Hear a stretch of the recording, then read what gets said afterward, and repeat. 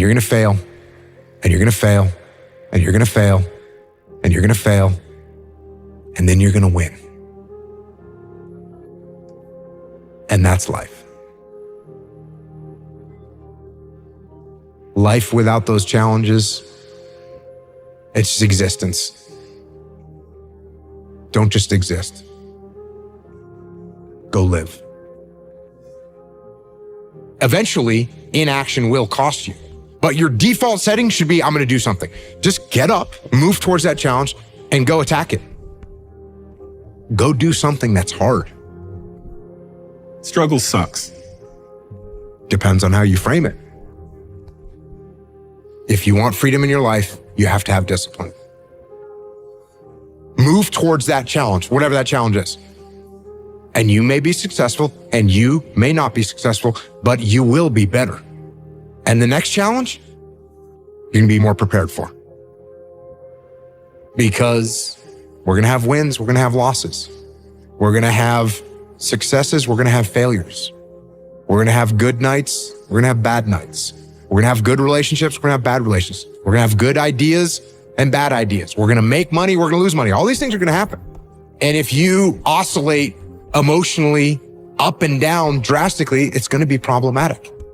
Embrace those emotions, but don't let those emotions embrace you.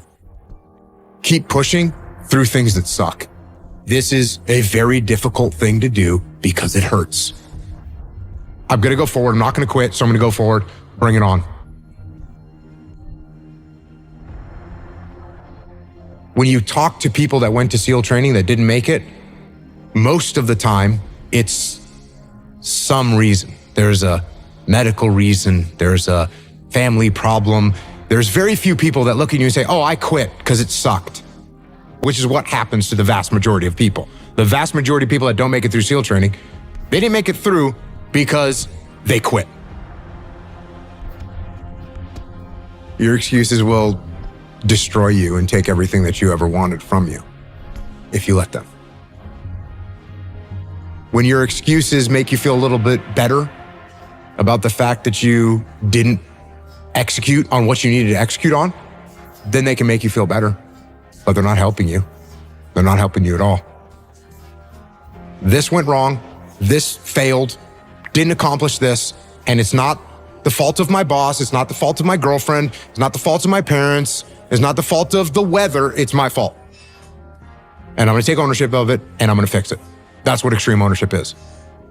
Because when you look around at your life and you look around at your job and your financial situation and your relationship and your physical health, and when you look at all those things and all the problems that you may have with those things, and you say, the reason I have all those problems is because of me, that can hurt. That can sting. And a lot of times our ego rejects that and makes excuses and lies. And then we don't have to change anything. And then nothing changes. When the excuses all go away and people can actually confront the fact that this is all because of me, it hurts, but is also unbelievably empowering. Because the more discipline you have in your life, the more freedom you will end up with. So if you lack the discipline to exercise and eat healthy, you will end up being a slave to disease. If you lack the discipline to work hard, save your money, you will end up a slave to finances. If you lack the discipline to manage your time correctly, you will end up with no free time.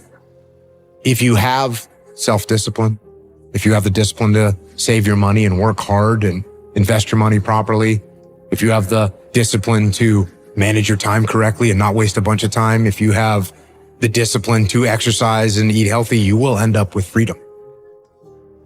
And you're going to start to progress in every aspect of your life. And you'll see that if you have that kind of discipline right now, you're going to end up with freedom. If you have discipline, you will attain freedom. Go try and accomplish something that's hard. You may win, you may lose, you may succeed, you may fail. I'll tell you what, you'll be better. And if you don't have that kind of discipline, and you don't work hard and you don't exercise and you don't apply yourself, you're going to end up shackled. So if you're in the woods and you don't know where to go, start walking. You got to start walking because the perspective's not going to change. You have to start moving forward. But standing there lost and not doing anything is just waiting to die, waiting to starve to death. Don't let that happen. I think it's really important because as men, we get conflicting messages about emotion and how to express it and what that looks like. And there's a lot of men struggling right now. Every human faces challenges and you don't know what they've been through. Suppressing them isn't going to help, and nor is letting them run your life. Because you're sad, now you're going to make a bunch of bad decisions because you're sad. No, it doesn't work like that. It doesn't work like that. You're sad, okay. You get emotional sometimes, okay. Got it. Now get control of your emotions and carry on with your life. And sometimes you're going to get hit with those waves. And that's okay. Oh, I'm having an emotional moment right now. There's something wrong with me. No, there's nothing wrong with you. There's nothing wrong with you. The other extreme is, I'm letting my emotions run my life and I'm making a bunch of bad decisions. And my excuse is, I lost some friends or I had this traumatic experience happen to me.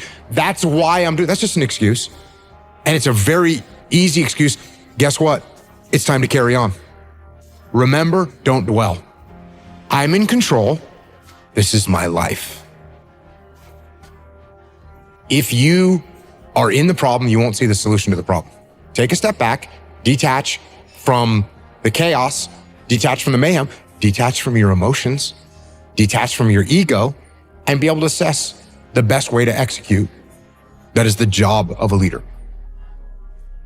If you take any trait of a human being and you take it to an extreme, masculine or feminine or otherwise, you take it to an extreme, it's going to be a problem. Is it good to have no emotions whatsoever? No, that's called a sociopath. Is it good to let your emotions run your life and make your decisions based on your emotions? No, that's not good either. What do we want to be as a human, as a man? We want to be balanced.